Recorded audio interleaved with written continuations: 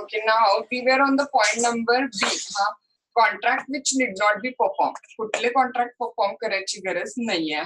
बघा, number one, a contract need not be performed. Number one, when its performance becomes impossible. काही कारणानं कॉन्ट्रॅक्टचं performance impossible झालं तर तुम्ही काय करणार ना, त्यामुळे कॉन्ट्रॅक्ट त्यावेळेला डिस्चार्जच होतंय, तुम्हाला परफॉर्म करायची गरज नाहीये.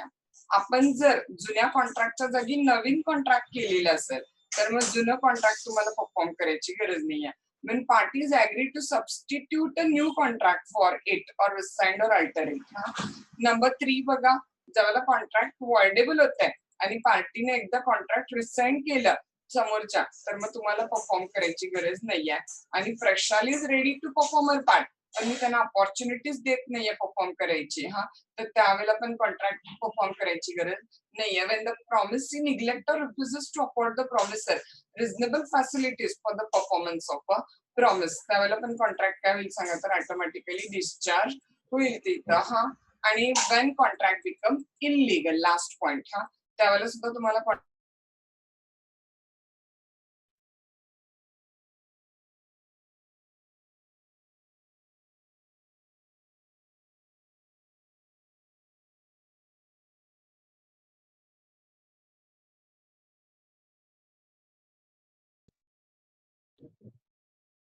मॅम तुमचा आवाज येत नाहीये.